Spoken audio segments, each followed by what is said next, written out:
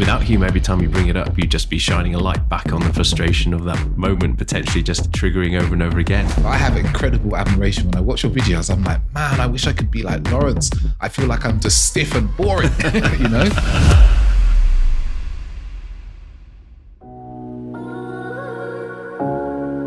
Welcome to the Authentic Man podcast. I am your host, David Chambers. This is a podcast for men who want more and less from life. More deep connection, more emotional intelligence, more self-awareness, and more great sex. And less heartache, less conflict, less overthinking, and less stress. Creating dating lives, sex lives, and relationships that are incredible and authentic.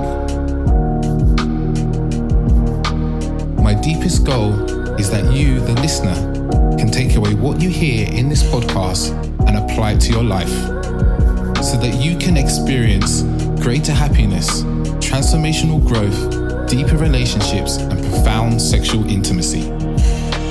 I believe that as men, we are capable of so much more depth than we are shown or led to believe.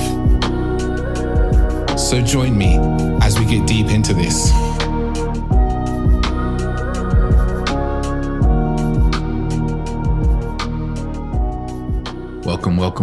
Welcome back to another episode of the Authentic Man podcast. I'm your host, David Chambers. I'm a men's dating, relationship, and intimacy coach. And today I'm joined by Lawrence Price. He's an online fitness coach and former rugby player as well. And we really get into playfulness and why you need playfulness in your relationship in particular, especially if you're finding yourselves locked in conflict and arguments and things like that, and how you can use it to kind of get out of that. We talk about how you can really bring it to your relationship. We use some of our own examples from our own personal lives and our personal relationships as well. We talk about how when are the times you shouldn't be playful. This is something we talk about from a very personal point of view, where we've got it wrong, and we actually it's created more disconnection than connection. And we kind of get into some of the funny sides of that as well. Lawrence really gets into and talks about how he brings playfulness to his parenting, because often with parents become very serious around parenting, because it's a serious business. You're raising little humans, but also he explains how he brings the playfulness in that also enables him to be a better parent as well. And we also talk about how you can use playfulness to kind of subdue conflict and arguments and anger, because that's a really important part of using playfulness to kind of liberate more love in your relationship as well. You'll get some stuff about how to bring more playfulness to your dating life, because we just talk about how we dated, and definitely myself. We talk about the importance of the relationship between playfulness and depth. So when you can bring a level of depth, the more depth you can bring to a relationship, the more playfulness you can bring as well. And we explain how that works and why, we've been able to cultivate that.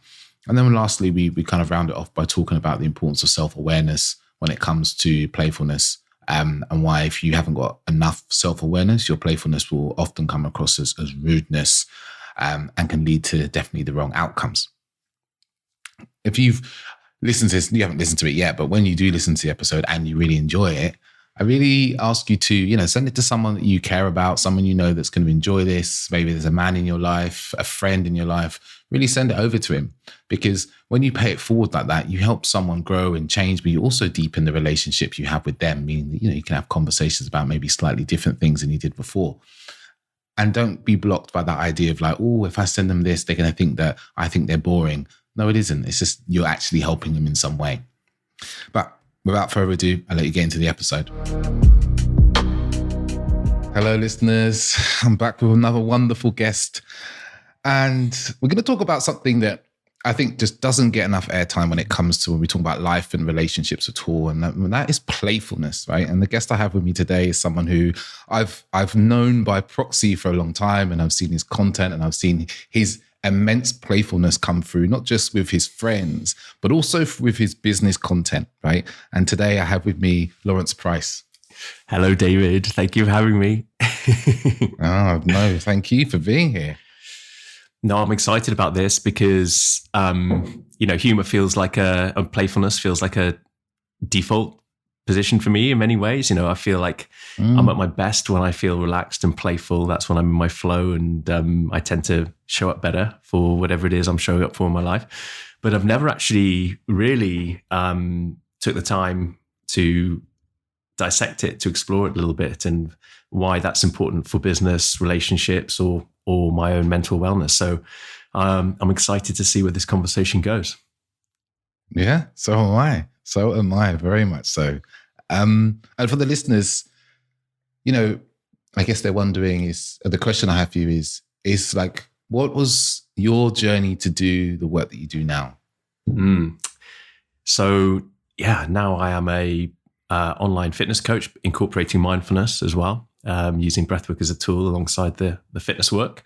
So some elements of it are your traditional fitness coaching, but it's all propped up and supported by a little bit of exploration for personal growth and using mindfulness to create space so we can make better choices, essentially, that we have a choice rather than be reactive around our fitness goals, our life goals, and how we can use fitness and mindfulness to build what I love this term, our life force, to really build and expand our life force so that we take that out into the world with us. And in doing that, we show up better. Hopefully we attract more of the things we want into our lives, and our life becomes a magical journey. And for me, my approach is that all begins with our fitness work and our mindfulness. But I started off way back as a coach 16 years ago, very much from a fitness for sport angle. That was very much where I started off. When I was 15,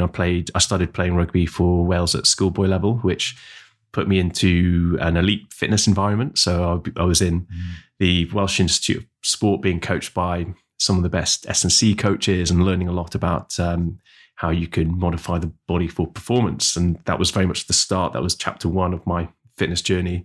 But as things evolved and I grew up through my 20s and rugby started taking a back seat, eventually I retired at 29. But I still found myself coming back to movement and back to fitness, and to, I was getting a real kick and a buzz out of the energy. And as life presented various challenges to me, as life inevitably does, I kept falling back on fitness and everything synonymous with it in order to help me process, cope, deal with the external environment, essentially by looking after my internal environment through fitness. And I guess I'm 39 now. In my 30s, I've really gone into exploring my own personal growth through mindfulness, and I've been reading up and trying to learn as much as possible and become pretty obsessed with that. And then in the last few years, I've had a number of penny dropping moments where I've understood the link between mindfulness and fitness, and how, as I say, we can thread that into our life force and take it out into the world, which has brought me to where I am now, sharing that with my online clients, sharing it with my in-person clients, and being very much obsessed with living the lifestyle that I share, and looking to learn and explore more every day, every week, every year. I want to keep growing until the day that it's all over. That's a beautiful attitude for life. And I'm sure you must see that with clients sometimes, is that we kind of forget this, don't we? That life is this kind of ever going on. That's a terrible phrase, but I'll keep going. It's kind of an everlasting growth process of like learning and expanding and learning new things about ourselves, but also the world around us. And, some of that often is like dropping ideas that we hold on to strongly as well. I imagine you see this a lot with clients. Totally. I love the expression that sometimes our mind hasn't caught up with the person we've become. And I certainly feel that I've caught myself many times, still do very much today, repeating old stories in my head that may have been due to my experience 1, 2, 3, 10, 20 years ago. But for some reason, there's a part of me that still holds on to them. And I've been getting better at, again, as I say, using or utilizing mindfulness to create a little bit of space between my regurgitation of those stories, old stories, and where I am now, and trying to give myself a little bit of a choice through mindfulness of releasing them and being very much open to accepting a new narrative as it's unfolding in front of me. I nowadays tend to think of myself as standing at the front of a ship, on the bow of a ship, plowing into new water, and I'm excited about exploring what's coming and, processing it as it goes under the boat. But once it's out the back, and I'm not looking at the wake as it disappears behind the boat, I like to feel like I'm at the front, curious and excited. It's a simple analogy that seems to work well for me. A beautiful analogy. And, the first thing that came to mind as you're describing it, I was thinking of the Titanic movie. Yes. I think of the Titanic movie. It's, just feeling the wind and seeing this new water rush by but just taking it all in. Yeah. Just allowing it to like hit you and come through you instead of maybe, as you said, like looking at the wake or resisting it, Yes. Which is so often what we do. Absolutely. Oh, totally. Yeah, I love that. If I catch myself sat at the back of the boat looking out, then I'll slowly make my way back up to the bow, grab who's ever there, Leonardo DiCaprio style, hands in the air. Oh, what a wonderful movie scene! I don't know what. I remember seeing.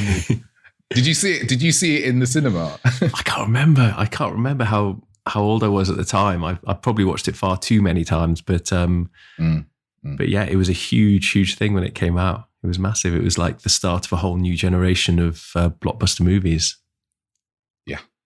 Yeah.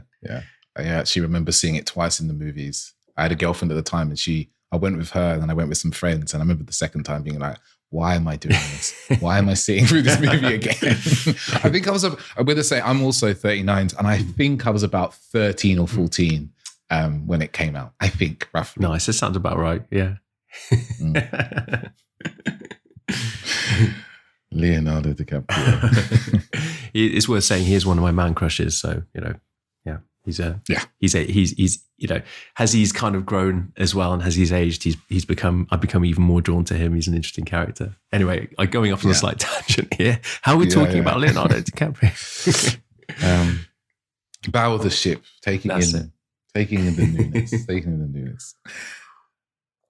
So I thought we'll switch course and actually touch on get into the playfulness, because as you said, like never really dissected it. I haven't really actually until recently with my partner, right? And I have a habit of doing various things with her to make her laugh, because she can be super serious. My partner can be super serious. When I first met and we first started dating, I used to always go to her. She'd come to meet me. I'd say, "Are you going to a business meeting?" And she'd go, "No." And I'd be like, "Why are you dressed like you're going to a business meeting? You're coming to sit at my house. Like, you could relax," kind of thing. And it's only recently I started to kind of like look at it like, what are the things that I do and the things I say, and how do I say them, and so forth. But before we get into the now, I guess the question I wanted to ask you is like, I know you as a very playful, humorous character through your content and so forth that I've said. Has this always been part of who you are? Can you kind of look back to maybe teenage Lawrence and see that was there, or early 20s Lawrence? Was it something that's developed over the years?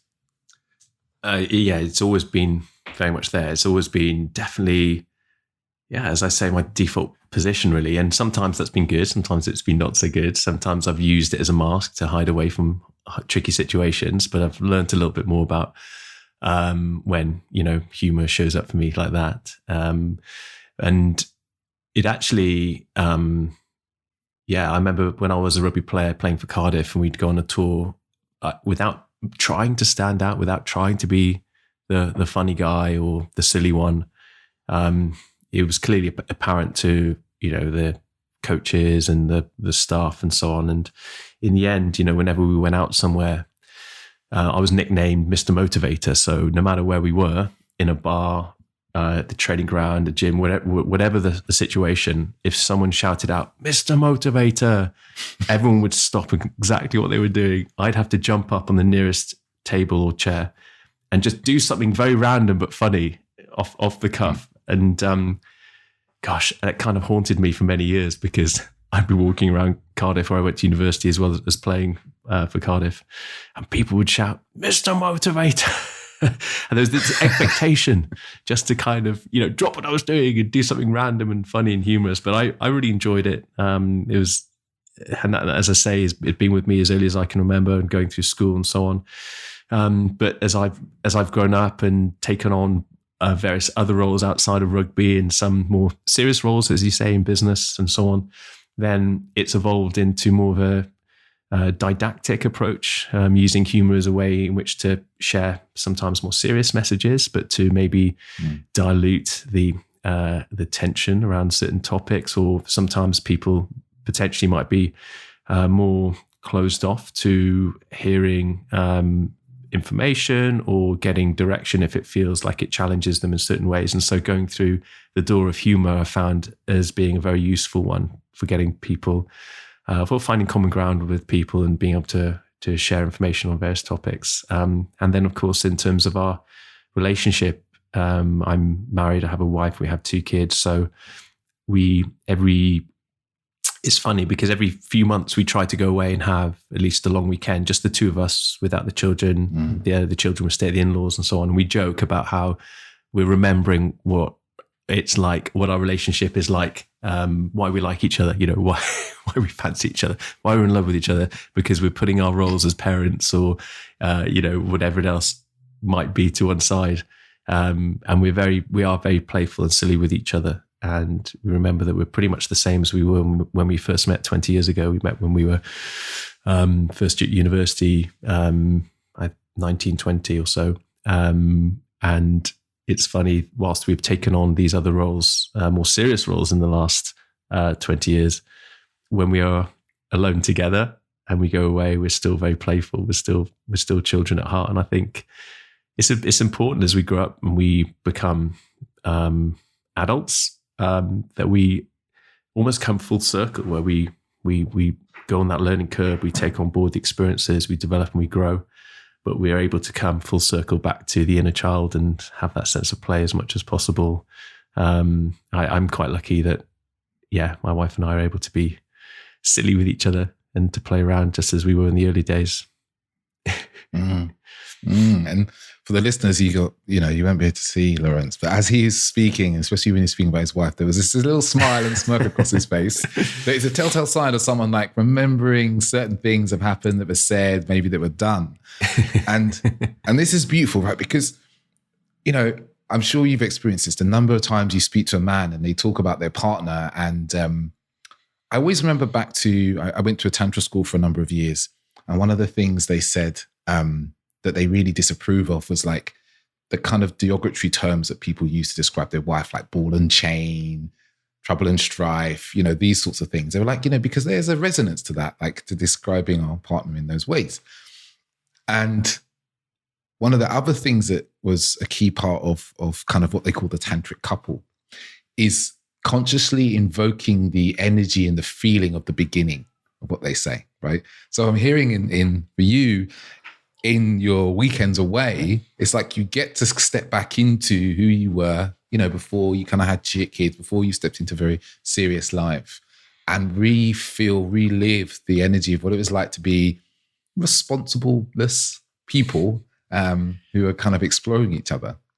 Yeah, totally. It's so true. And it's not something we've seek to do. We've just had moments where we look at each other, we're like, just, might have a little joke with each other. It's like, oh, this is this is why I really like you. Or, we're just kind of like joking around. But no, we have, it's great. It's amazing. We have so many moments of like realization and so many little kind of jokey moments. Often we have this look where we'll be just maybe sitting in the living room with our kids. Maybe they're playing happily on the floor, and we'll both kind of look at them, and then we'll both look at each other, have eye contact, look back at them, and then look at each other with this confused look on our faces. And we both know what each other's thinking, and it's that, what, we created these humans? That human is half of you, half of me. And then we kind of look all frazzled and then we have a little giggle about it, and then we carry on with our parenting. And obviously, parenting is the thing we take most seriously in life. But when you kind of delve into the how crazy it is that we've created independent life that's there in front of our eyes. I mean, it's too much for our little puny human brains to fathom. So we just have fun kind of thinking about how crazy it is with each other.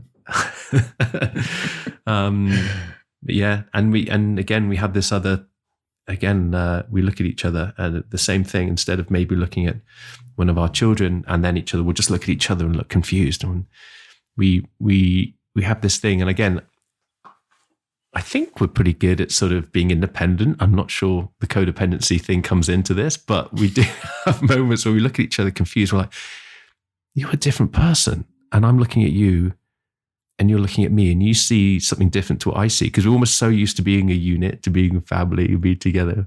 And then we laugh about that as well. These are probably more serious topics that we use humor again to kind of approach and to kind of delve into and to have out in the open, which, had we not have that humor and that ability to kind of diffuse these things and bring them out, maybe we would never approach these topics at all. Maybe they would become things or sticking points in our life. But we have a lot of fun exploring these areas of our relationship, I guess.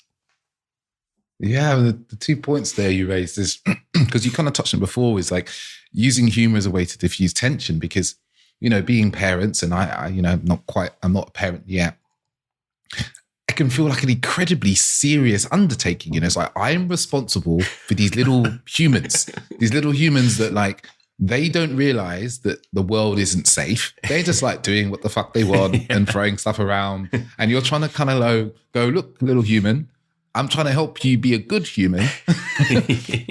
Simultaneously by wondering, for yourselves, I imagine, like, am I a good human? Like, am I good at this human raising business? And yes. A lot of couples, they get into the tension of that. Like, oh, I've got this child. It's so serious. Oh my God. They get stressed, they get anxious. And then they look at themselves and go, oh my God, I'm not very good. And then they get, we can get really lost in the seriousness of it, right? Without actually looking at the absurdity of the situation as well, of like, well, I feel like a child and I've got children. So I'm a child raising children, but the children don't really know that I'm a child. They think I'm a big person because they think I'm a big person. Yeah. And maybe one day they'll realize that I have no fucking idea what I'm doing. Yeah. It's like, if we could get in their head for 1 second, they think we actually know what we're doing. We don't know what we're doing. We're just kind of feeling our way through it. No, totally. Yeah. And interesting on that point, when we think, oh, I should, I need to maybe, I'm giving what I see as healthy boundaries. I'm trying to sort of share a bit of my experience and knowledge with my children, but I'm hoping they find their own way through this. So I'm allowing them to make, the odd mistake along the way, as long as it doesn't bring, their safety into too much question or someone else's. A bit of leeway on that one. But outside of that, sometimes, when I question, am I being a good parent? Am I being firm enough? Am I setting those ground rules? Am I, or you see, a big one is if you're with the in-laws or with your parents and you almost think, should I be seen as being a stricter parent? Maybe, is that what their generation wants me to be? And then you find yourself just slipping into a little bit more of a kind of tenser energy and a little bit more controlling and a little bit more trying to impose your will upon your children. And then all of a sudden this mirror comes back at you where they're pushing back and there's this tension that builds, and all of a sudden they're being naughty, and then you have to really stand up and really show that you're a strict parent and that you can direct them accordingly, and actually and it becomes so messy. Whereas actually, as long as we can lay out a little bit of runway for them and give them those healthy boundaries, give them those cues according to our experience, but allow them to feel their way through it. And there's a large degree of letting go. It's this kind of gardener approach sometimes with being a parent, where it's eyes on and hands off within reason, I will say. But I definitely noticed that. And we had these discussions as parents, rather than as a discussion as a couple in a relationship, these discussions as parents. And, we're constantly having these debates whether we're getting the balance right. I think most parents do have that debate at least every week. We've just been away and stayed with friends, and for a few days had a wonderful time. But we're always kind of, having conversations with each other. If we, did we do the right thing here? Did we do the right thing there? It's a constant exploration. Yeah. And it kind of confirms a slight joke that me and my partner have is I always say to her, I was like, imagine how many hours your parents lay in bed talking about you when you were a kid. And she's like, what do you mean? I was like, imagine they go to bed and they'd be like, oh my God, also she said this. Like, do you think we need to talk about this? Do we need to think about this? And blah, blah, blah. And she was like, yeah, I guess so. And then I said, oh, I guess it's a bit like us and our clients. We lie in bed and we're like, oh man, I said this to my client today. Like, am I a fucking asshole? Should I not have said that? And she's like, no, I think that sounds like a good thing. No, but maybe I shouldn't have said that to them. Should I apologize? Yeah. Is that okay? And it's that kind of, but also you're confirming it's like, yeah, parents will spend massive amount of hours. Obviously a child has no idea, right? Like I kind of think of my childhood and think, God, like how much did my mum worry about me like lying in bed at night? Because I got suspended a couple of times from school. So she probably was pretty concerned I'd end up in prison maybe. So, and we can kind of laugh about it now because, I'm all right. I haven't been to prison, not yet for anything. There's still time. There's still time. But I think the tax man is the most likely person to get me into jail than anyone else at this point in my life. Especially with some of those threatening letters they like to send from HMRC. Like you feel like you have committed a crime already, even though they're just asking you to pay the tax. Which is a whole different conversation. The brown paper with the red writing's never a good sign.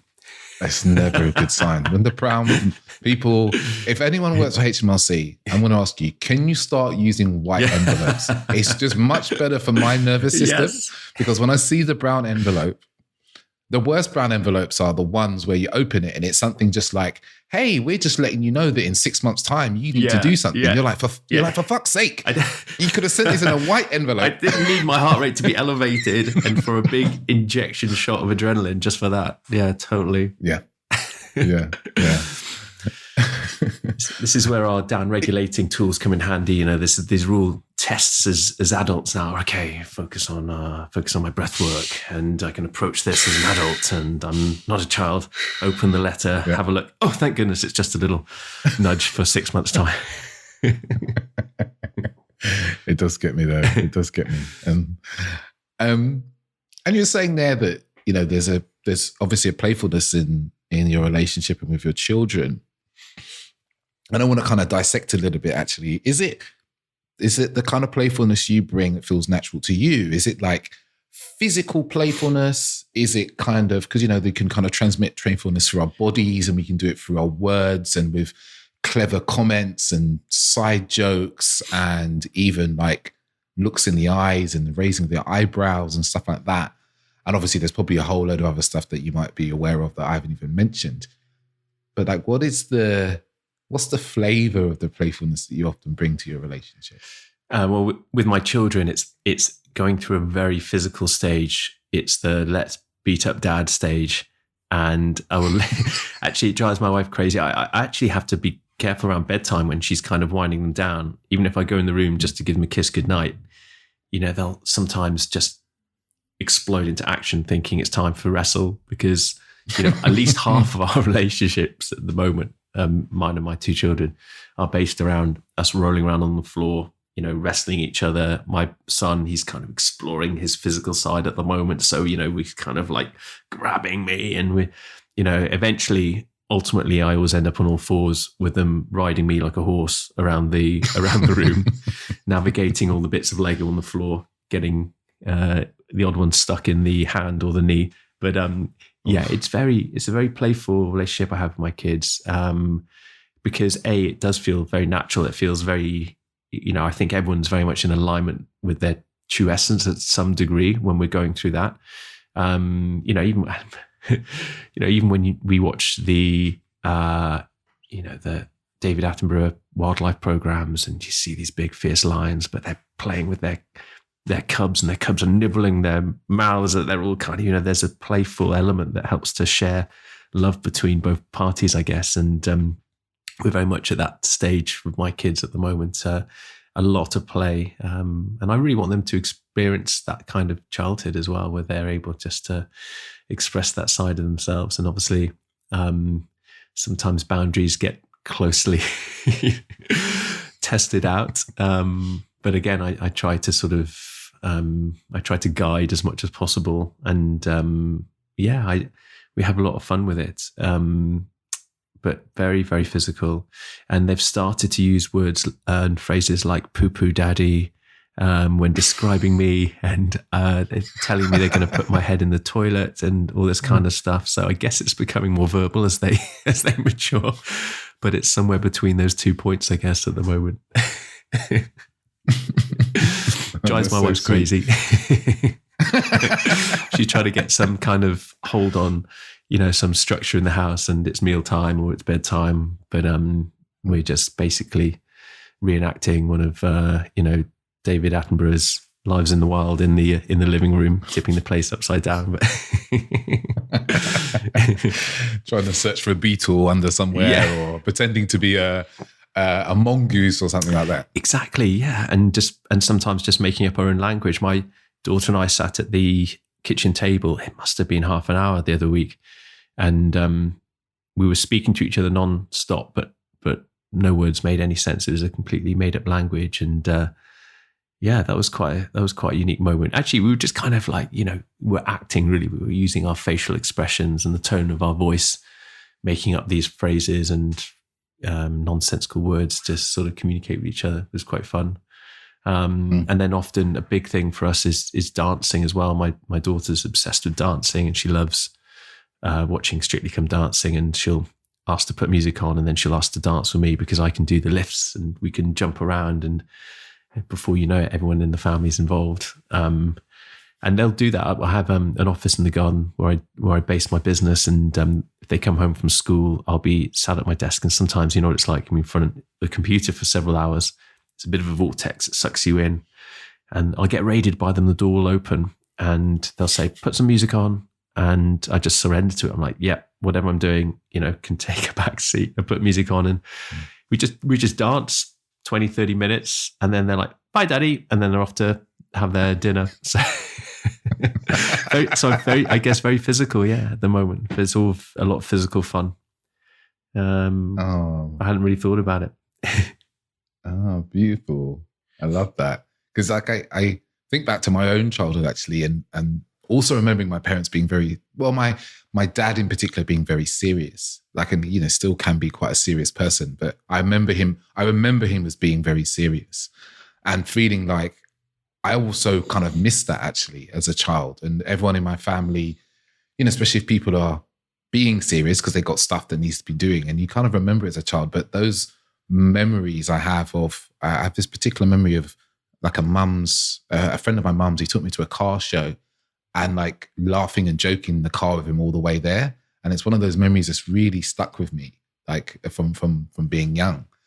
And it's like, it's one of those things that will be absorbed into your children, their playfulness. This range for play will just be is naturally being absorbed into them, right? The natural, I'm hearing, and also a range for kind of spontaneity and making things up and expanding one's imagination. I know there's a podcast by Andrew Huberman about the power of play, which I haven't actually listened to, but I imagine it's incredible for bonding and development as well. Oh yeah, I hope so. Again, I'm no expert in this area, but it feels so right. It does feel very natural, and the word alignment does come up. And it does feel like we are bonding. It does feel like we're connecting. And it's so interesting to hear you say that about your father and memories from childhood. It would be lovely if they have moments and flashbacks of, thrashing me to death on the living room floor, or riding me around like a horse, whatever it is. But that's beautiful. Yeah, I love that. Mm-hmm. And how does that, because, you said already that you and your wife, you have a very playful relationship. How does the playfulness look there in your relationship? Is it you tell me, what's it? What's the tone of the playfulness in your relationship?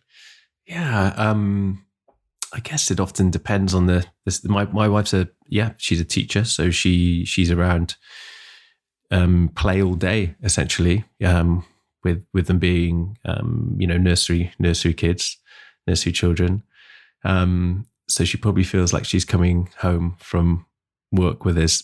She's completely immersed with play to a similar thing at home, which I think sometimes she appreciates a little bit of grown-up time on her own, which is to be respected and expected.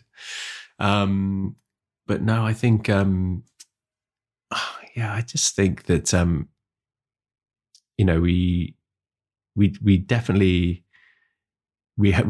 have moments where we are authentically laughing at each other. She's quite quirky, my wife, and I think that, very often, because I don't want to sort of just swamp her with my version of humor and playfulness. I also want to obviously hold space for her to express hers. And I think I've learned a little bit about the ebb and flow of that, where, there are times where we give each other the space to process our working day and to have a little bit of time.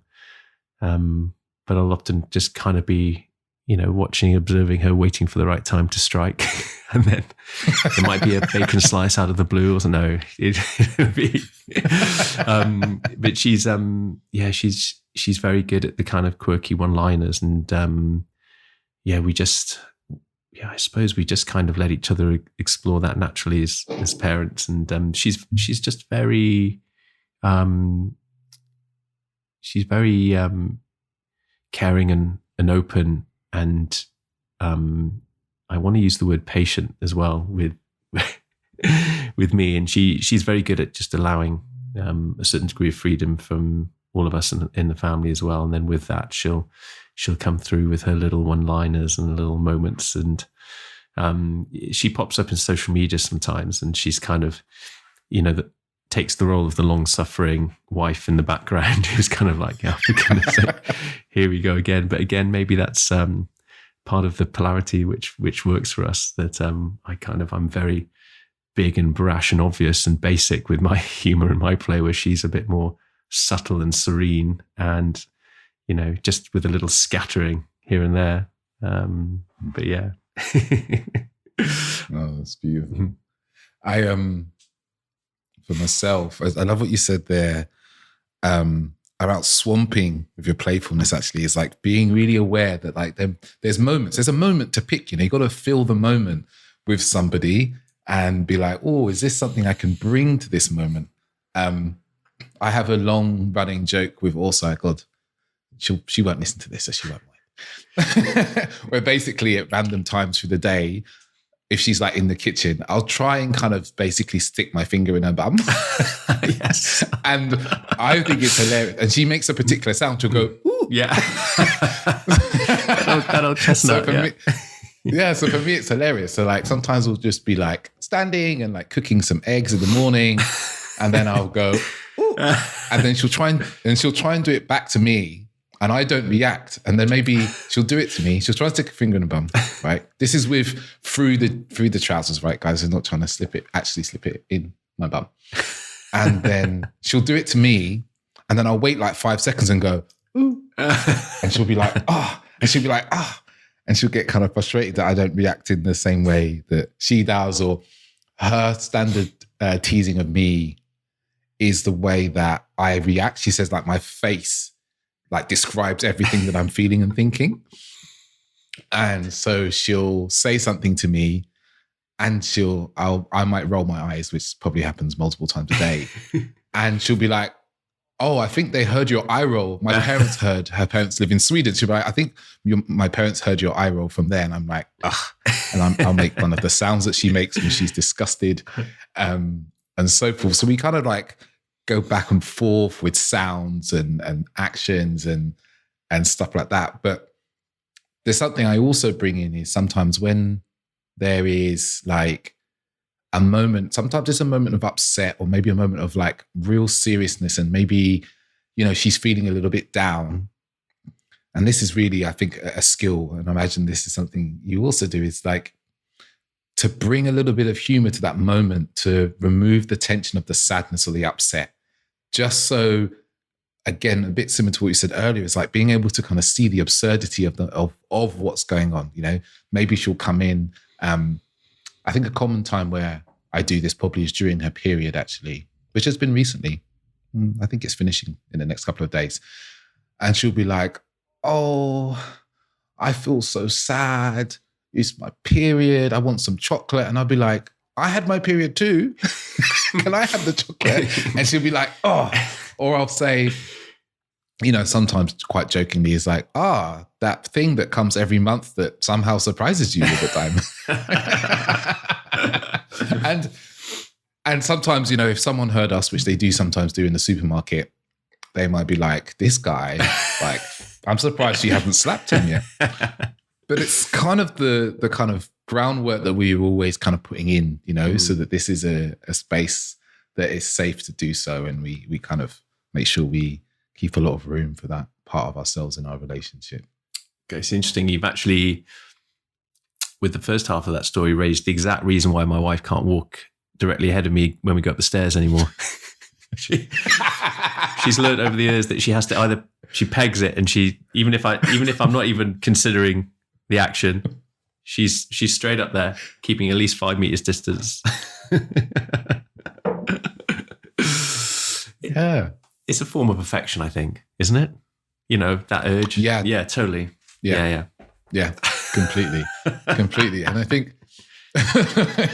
one of the other ways is kind of jog my memory. One of the other ways that I love to be playful with her, and this is something I try and do in public, but when no one's really watching, but maybe someone might just notice, is I might just kind of like, for camera reasons, I might just like lift her boob and drop it.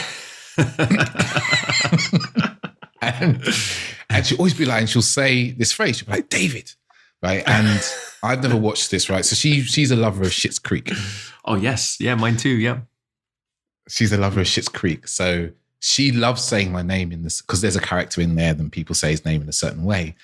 And the joke started off where she was like, we went to visit my mum one day and we came home and she was like, your mum says your name exactly the same way they do in Schitt's Creek. And I was like, okay, cool. When she's telling you off, because I'll say something in front of my mum and my mum's like, you know, I'll say something mildly absurd that she doesn't like. And she'll be like, David. So now my partner also does the same thing.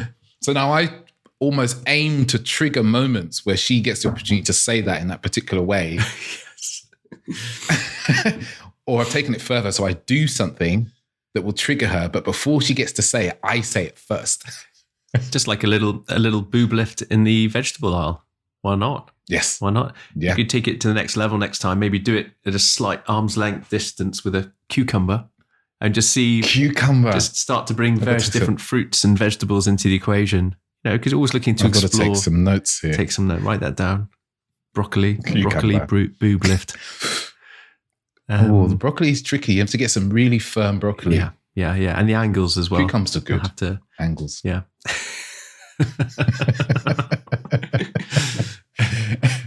You heard it here first, folks. and it's all in the name for me of like, and I know we were talking about before, you're reading John Wilder's book, and there's a point you're going to get to in the book. He talks about something he calls tussle. And in the book, he talks a lot about liberating love.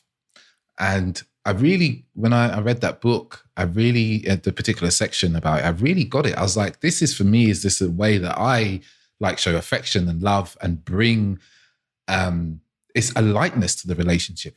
Because it's very easy for relationships to get very serious, you know, especially, you know, things don't always go the way we want. Communication doesn't happen the way we want. So it's very easy for it to kind of go that way. But I believe that this is like a really beautiful way to bring a lightness and a joy and a happiness to the kind of energy of the relationship. Oh, totally, completely. We do. I think we do. It's, you know, it goes back to what we were saying earlier about getting lost in our roles, you know, in life. And we can get sucked so much into those roles that we need to find a way to realign with our true nature and our truth and ourselves and to come back to who we are. And I'm the firm belief that, you know, love and playfulness and all of those energies are our default setting. And any, you know, sometimes we have to chip away at it to get back. We can't make a quantum leap from being, in a highly stressed place. Like all emotions, at some point we're at some end of a spectrum between, either deeply depressed or very ecstatically happy, euphoric. So we're somewhere in the middle, and sometimes we have to get one emotion at a time. Whether that's we want to sort of work up the spectrum or we need to get down the spectrum. But using humor in the right way with the right dosage is important. And it's worth to saying sometimes I get it wrong. Sometimes I bring humor in. With regards to me and my wife, I maybe go in too hard too soon with helping her down that ladder or helping her up the ladder in whichever direction she needs to get to or would like to get to, or I think she needs to get to, and probably too much intervention by me in the first place anyway. But I always think, now's a good time to really throw in a joke and get her out of this, fog that she's in or whatever. But if I choose the wrong kind of humor and it's, perhaps a type of sarcasm or something that could easily be read as serious, then that can backfire as well. I think humor is a wonderful thing, but the two times I get it wrong is either in that scenario or not necessarily getting it wrong, but I've used it in the past almost as an easy way out to cover up my insecurities in a social situation, let's say, or, in a situation that I feel uncomfortable or I feel slightly out of my depth or I don't feel like I'm in a place of flow, I feel anxious, then I can almost use humor to override and cope with the situation. So those are the two situations where, perhaps something other than humor would be more suitable. But I'm forming more awareness around those, I guess, as I grow and experience more in this life. That's a really great point there, because it's hard to get it right all the time, right? And I like you have definitely tried to bring lightness in moments where this thing I tried to joke about, it wasn't quite the time yet that it was in the realm of the ability to joke about. And you say the thing and she looks at you and you're like, oh shit. It's not funny yet. No. It's not funny yet. Not the right time. Not the right time. And you're like, okay, and I'll need to apologize or, and sometimes it is apology. Like, I'm really sorry. I didn't mean anything by that. Or sometimes even a little smile can go the way, but there's a real art, in learning to kind of feel the moment and what's okay and not okay. And, it comes from a good place. Yeah. And, my partner often knows that it's coming from a good place, but there's times where we can just be maybe not as sensitive as we thought we were being in that moment. Yeah. And then our ego's like, what? You didn't find it funny and it didn't diffuse the situation? Well, that frustrates me. And now I'm going to push back with fight fire with fire. And then, things escalate from that situation. But yeah, I honestly think that just, forming awareness around these situations is half the battle won, isn't it? Just creating an understanding. And, the amount of times in a relationship where moments repeat themselves and you're like, we've lived this scenario out before and it didn't go in a way that actually best, served us as a couple, as individuals. And I'm just going to create a little bit of space before I respond. And I'm going to consider what I did last time. And I'm going to reconsider how I will approach it this time. I think I've got much better than that as a relationship, as a man growing up within the relationship that I am. But awareness, just having awareness, this is where, again, mindfulness is so important. Just being able to stop, being able to breathe, being able to hold yourself and regulate your nervous system if you're getting overexcited or whatever it might be, and then make a better choice. Yeah. And there's a big part of kind of humor and playfulness. There's really self-awareness, self and social awareness is being able to go, okay, I'm in this moment and what's coming through me is to say a particular thing or do a particular thing. But without the awareness of the moment and who we're with, we can quite easily stop just being what we're thinking and feeling and what we're wanting to do instead of feeling the moment and going, oh, is this expression right for the moment? Does this help the moment? Does it actually bring more lightness, or does it become belittling and kind of attacking of somebody? It's like a really little important muscle to flex. Exactly. Humor can be, if you just indulge it all the time without that awareness, it can be quite a selfish act, because you're maybe doing something that gives you a bit of a buzz or a bit of a hit. But if it belittles or disrespects someone else in a situation, then it's completely the wrong choice, of course. So, I totally hear you on that self-awareness. It's one of the big life skills, to have self-awareness combined with that emotional intelligence. And hopefully just to learn from mistakes that we make along the way. I'm sure we've all got a list of cringe memories where we've got that wrong. Thankfully, none are spring to mind for me right now, because I wouldn't share them anyway, but yeah. Yeah. There's a good few that kind of spring to my mind. But the thing is, it does come back around, because once enough water is under the bridge and it's a distant memory, you can laugh about it and it is funny, but at the time, it's just not. Yes. It becomes another joke we can tell, or a thing you can do. There's a actual joke, and this is quite an amusing one, actually. Again, also won't mind me telling this joke. We were watching a YouTube video. Actually, it was a webinar by John Wyland, actually. And the reason why it come to mind, because I was on his retreat and I told him about this joke. It was during the pandemic, and he was coaching someone online, and a guy was asked something about, if your partner is asking for more time during the day. And he said something along the lines of, and I can't quote him exactly, but it's like, if your partner's floating around wanting your attention, he said something like, just be clear, like, hey, look, baby, I'm making money right now. It was a sentence like that, right? And also heard that, and she left the room. She just walked out. She was like, this is terrible, and walked out the room. And then she came back maybe a few minutes later, and was like, I was like, did you walk out because he was right, or because you didn't like what you said? And she was like, I'm not talking about it now. So now we have this kind of running joke where, say, for instance, after this call, her office is like on the other side of the hallway. I might knock on the door, and then I pretend to float in the room. I'm floating around, right? And we'll do this to each other. And it's just like part of our kind of daily humor, especially because you work from home, you're mainly in your office.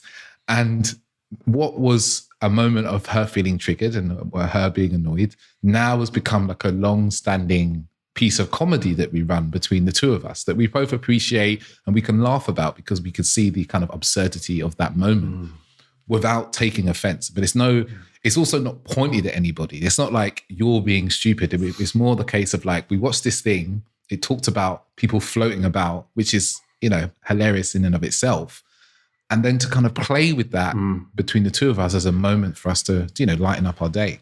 Without humor, how would you process it? Without humor, every time you bring it up, you'd just be shining a light back on the frustration of that moment, potentially just triggering over and over again. But with humor, you're able to make light of it. You're able to process it. And eventually it becomes a topic which, yes, you've joked about and you've processed, but then you can almost kind of move forward together with it, with a greater understanding of how it actually works for you, and the issues that you or either of you had around the joke initially have been processed, and it's another bit of growth between the two of you, if that makes sense. Totally. No, it becomes like it allows for kind of an expansion, because this moment that was maybe difficult, and then you've looked at it long enough and you kind of dissect the kind of I don't want to call them necessarily negative emotions, but say we call them the heavier emotions around it. And there comes a point where maybe you just kind of have to stop, and you do also have to laugh at yourself, like another long-standing joke that we have is, my preoccupation with freedom, right? Which is, one of my kind of triggers almost is around like wanting to feel free. So maybe we'll be lying in bed and I'll be like, it's time to go to sleep. Good night. I'll kiss her.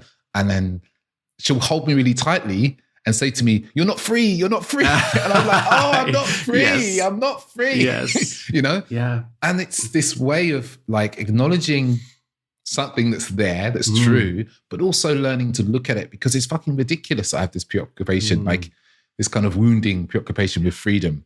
And it also kind of liberates me out of the the kind of heavier emotions about it and allows me to laugh at myself as well. I love that. That is awesome. That is such a good example as well. And she's almost kind of using that. I know it's kind of didactic in the way that she's using that and bringing up this big topic for you and saying, haha, look, you've got what you want, but you don't have what you want. You've got this wonderful moment here with me, but you don't have that freedom that you think you want. But actually, here you are with everything you need and want. Let's all laugh about it. It's all brilliant. Yeah, it's lovely. Oh, amazing. I want to change course a little bit more, and feel some different breeze with your business, with your work, because you really do bring that through, and that's something that's really beautiful to like. I have.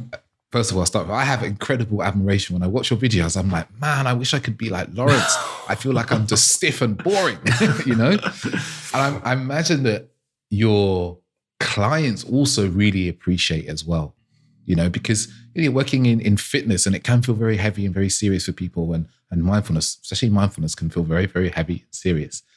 But bringing that level of fun and play and humor, it's quite brave.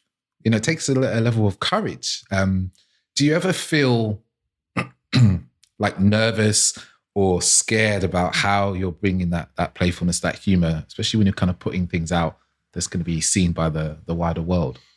I think that it's a really good question, and I think that I'm very fortunate in that I've been shown enough by the world in moments that I've used it that has encouraged me to believe that when I act in that way, it does feel like alignment. It does feel like I'm speaking or acting from my truth.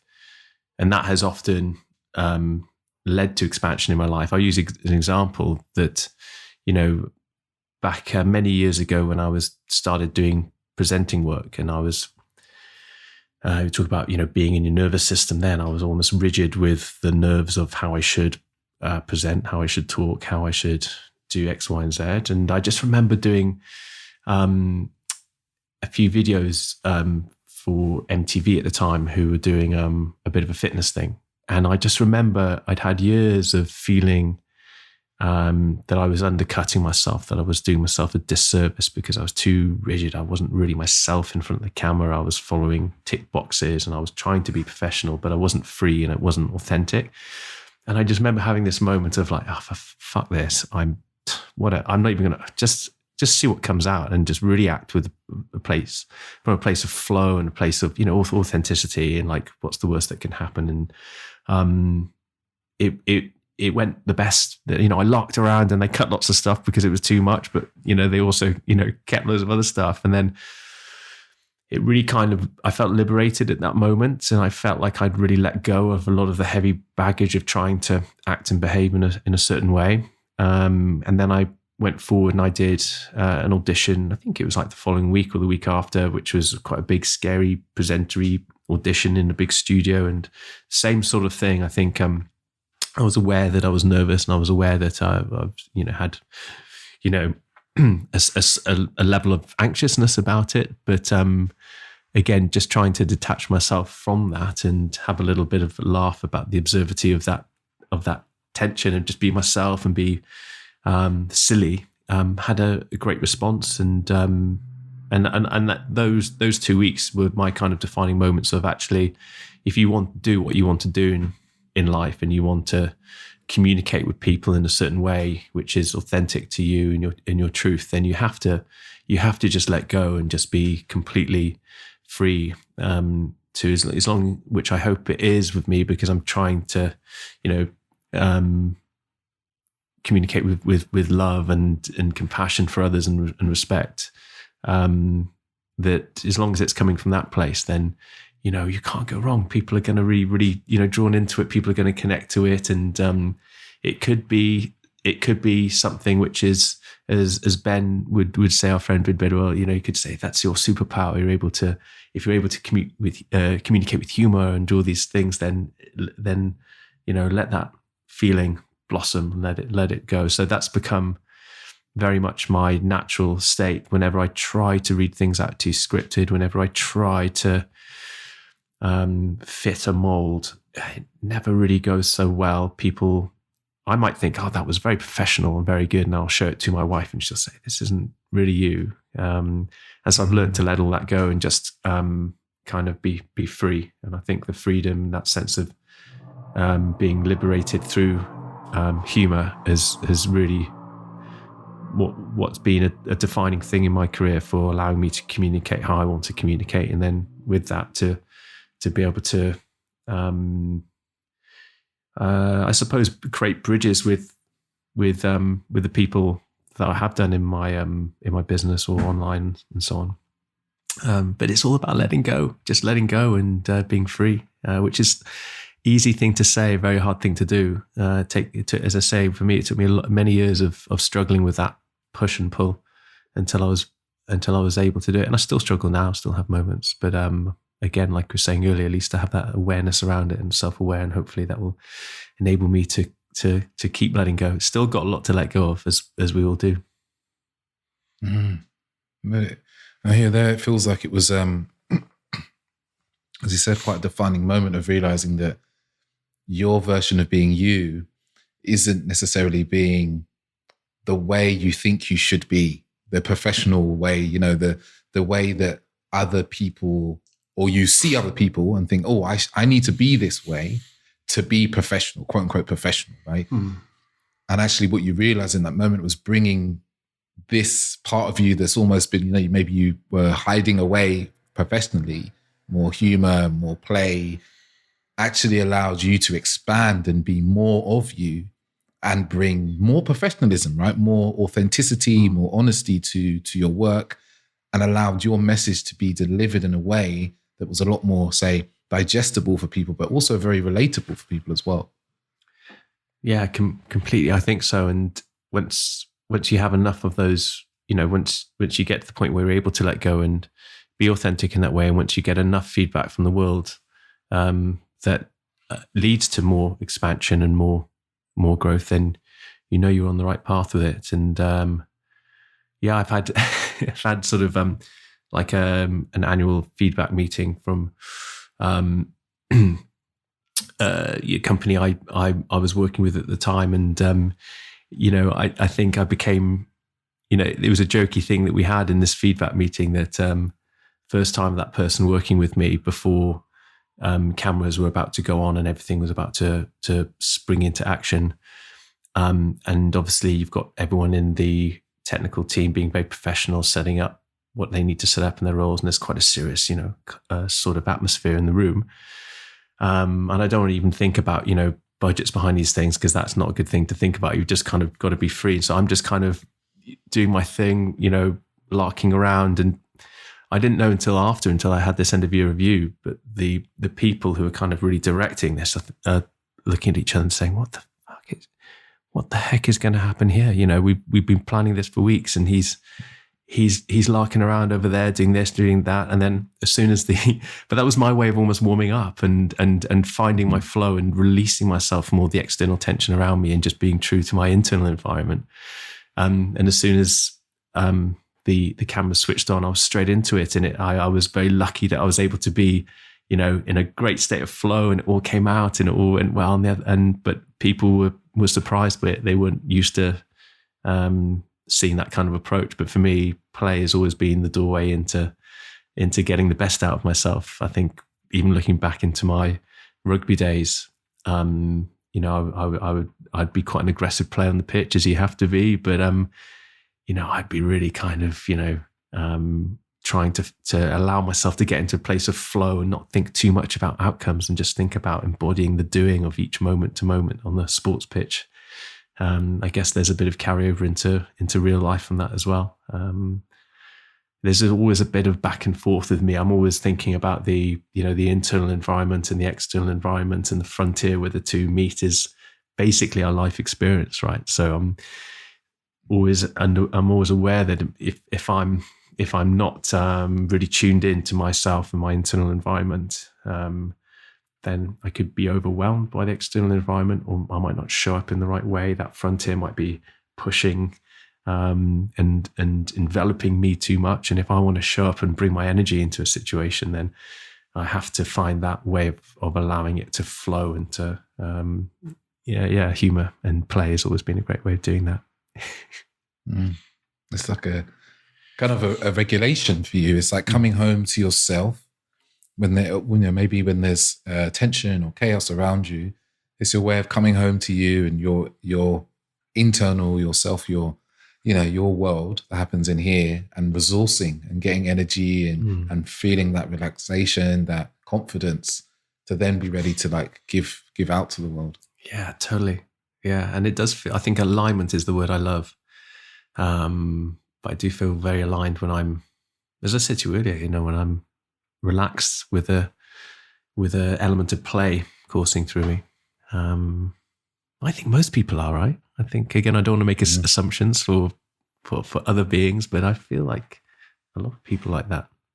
We allow so much to stick to us, which it's hard not to, as we grow and, condition in whatever environment we might be, or experience whatever challenges we experience. But so much does stick to us. And we have this, I love the way the Buddhists talk about armoring of the heart, but if we can just find ways to release that armor, to let ourselves be free and to shine that joy and light and love from within, from our internal environment, then it's a special place to operate from in this life experience. No, that's beautiful. Yeah, it is. We do armor up in this way of trying to kind of protect ourselves from the world, or, hold back parts of us. So we feel like we can stay safe, but actually it's almost like doing so really stunts our self-expression and our joy in our lives, and stops us from able to kind of expressing ourselves. So many of us, we're children, and we kind of have decided that now we're adults, we can't do anything that's childlike anymore. And being silly is childlike, so we can't do that. Making silly jokes about farts or whatever, that's too childish. I can't do that. I'm an adult now. And actually what it kind of creates us into is these very stiff, very serious kind of grown-ups that are and I'm sure you've experienced people like this, almost quite joyless. It's interesting because you say so we're exactly the same age. We're 39, right? So we're coming up to that big apex moment in life of 40th birthday that a lot of, again, generalizations but a lot of men tend to struggle with, I guess, or a lot of people, I speak to approach that with, how are you feeling about approaching the big 40 and so on? And I say, well, I feel great about it. I think as long as you, whenever you reach a milestone, we're extremely fortunate to be in a position to experience another birthday. A lot of people we know didn't make it, right? So there's that, but also, as long as we look back on the last year and we see that we have been able to authentically explore and grow, true to ourselves, using everything that we're talking about here, that element of play, rather than nailing it down, then I think that we'll feel great that we're kind of expanding and exploring more and more year on year, as I said earlier, until it's all over, until the day it ends. But if we look back and we feel stunted and we feel that we've been unable to truly express ourselves and our truth, and to if our default nature does involve a lot of play and we don't feel like we've been able to express that, then I think that, yes, it would be challenging to feel like you're growing older, but never actually growing. So there's a lot of joy to be had. There's a lot to celebrate, and there's a lot of personal pride and trust to have if you've reached the point in your journey of personal growth where you're able to let go of a lot of that armor, and you're able to fully express yourself and be playful. Then growing older is a wonderful, wonderful thing. Yeah, really beautifully said. I often say, I said this in a podcast I did recently, is, we often think men get into 40, we think about midlife crisis. Yeah, it's one of the things that happens. But if we haven't been able to express ourselves, maybe we felt that we had to be a certain way because the world wants us to be that way, or other people expect us to be a certain way. We might have put ourselves in a bit of a glass prison. We get to an age like 40 and we realize, okay, we're kind of halfway through life, and you're going to feel a struggle against that. You're going to be like, oh, wait a minute, I'm not living my life in the way. I'm not expressing myself. I'm not playful. I'm not joyful. I'm not feeling happy. I'm not doing the activities I want to do. I don't do a job that brings me joy. Yeah. And at that point, we will probably really want to break out against that way of living and experience what's often called midlife crisis, which I like to call midlife awakening myself. Yeah. But as you said, if we have been continually growing, continually like allowing ourselves to expand and express ourselves more in the ways that feel authentic and some ways that don't necessarily feel authentic, getting to a number like 40, we'll just go, oh yeah, I made it here. I'm here.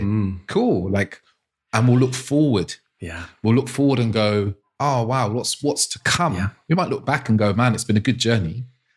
But we'll look forward and go, what's to come? Opposed to if you've been being a certain way, that just because, you know, your family want you to be that way, you think society wants to be that way, friends or what you think's acceptable, you're going to look back and go, I've missed so much. And you'll look forward and go, I don't want to keep going in this way.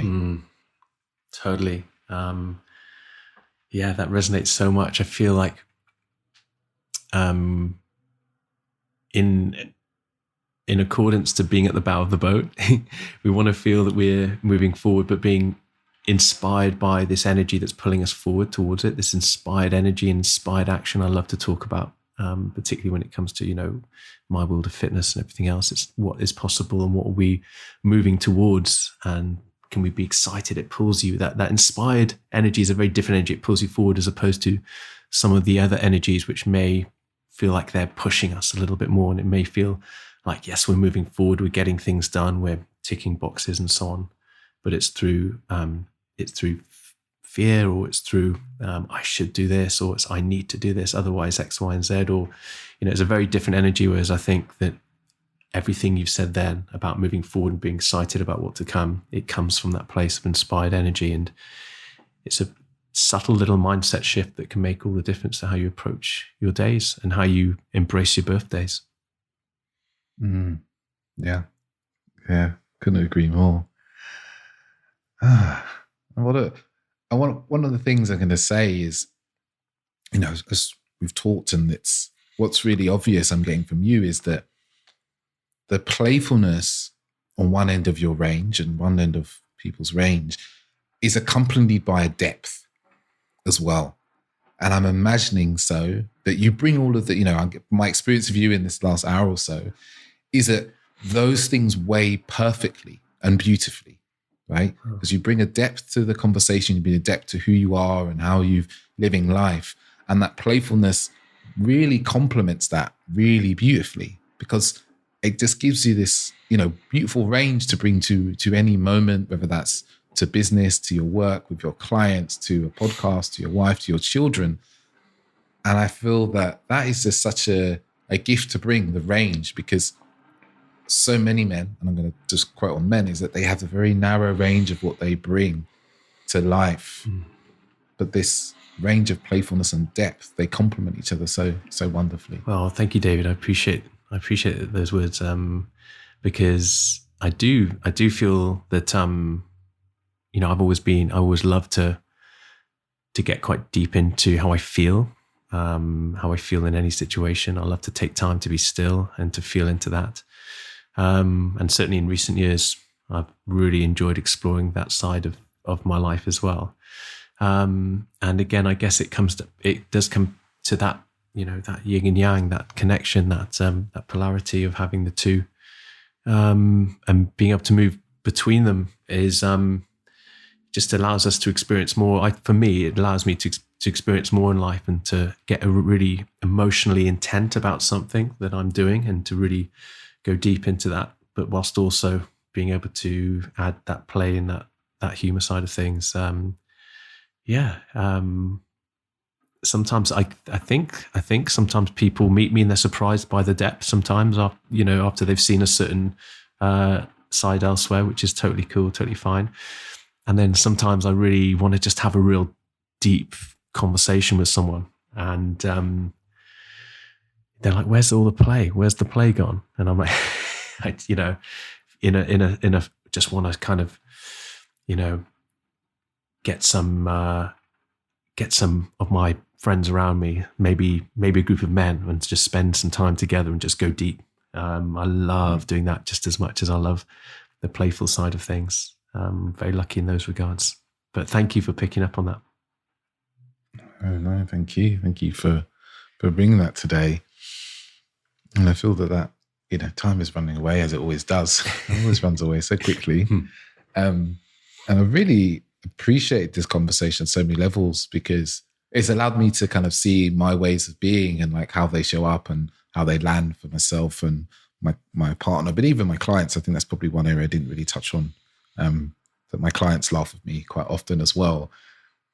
And, it's been beautiful to explore that with you, but also to explore that with that play, there almost is there's also a need for the depth, for the self-awareness, to know the moment, to feel your partner, to feel the people around you, to use play as a way to enhance your experience and not necessarily take from other people's in any way. So like, I'm really grateful for this exploration around this topic with you.